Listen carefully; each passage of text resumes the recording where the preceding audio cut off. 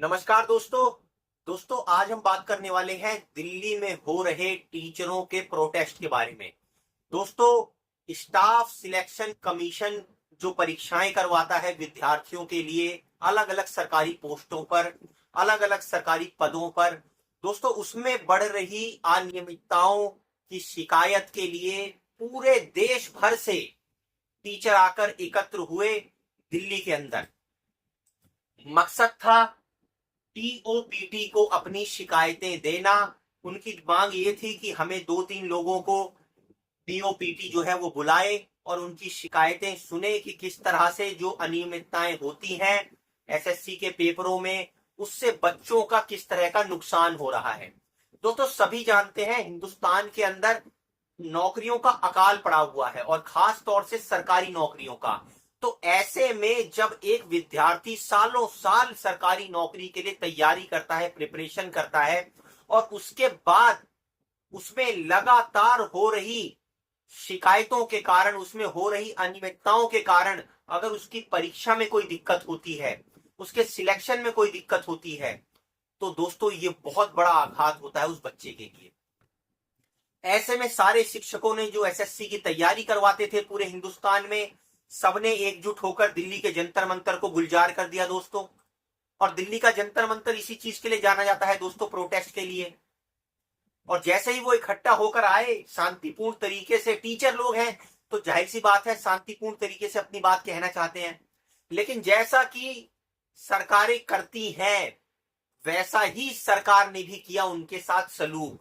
उनकी बात सुनने की बजाय उनको पकड़ पकड़ के ठूसा और बसों में भरना शुरू कर दिया, लाठी चार्ज किया। कई टीचरों की शिकायतें हैं कि वो घायल हो गए, चोटें लगी उनको। किस तरह से अत्याचार हो रहा है दोस्तों, इसमें कुछ उस तरह की बात हमें याद आती है कि जब 2014 से पहले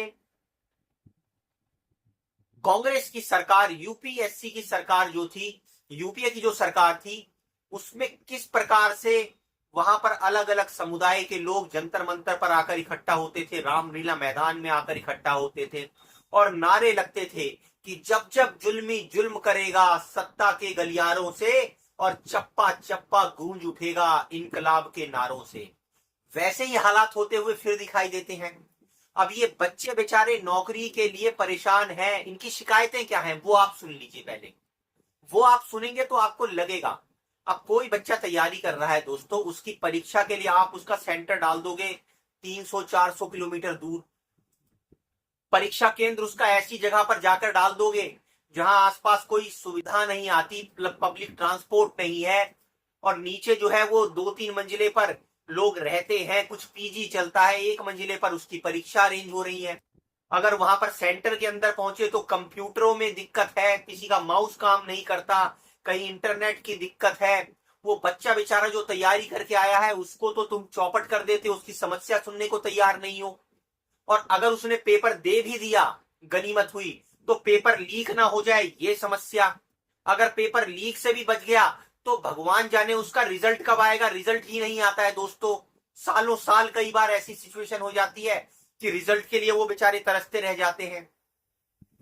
तो जब ऐसी समस्या खड़ी हो रही है कि भैया एसएससी की तैयारी करने के लिए बच्चा सालों साल मेहनत कर रहा है और उसको एक नौकरी को पाने के लिए इतना संघर्ष आप करवा रहे हो, ऐसा लग रहा है माउंट एवरेस्ट चढ़वा दोगे उससे।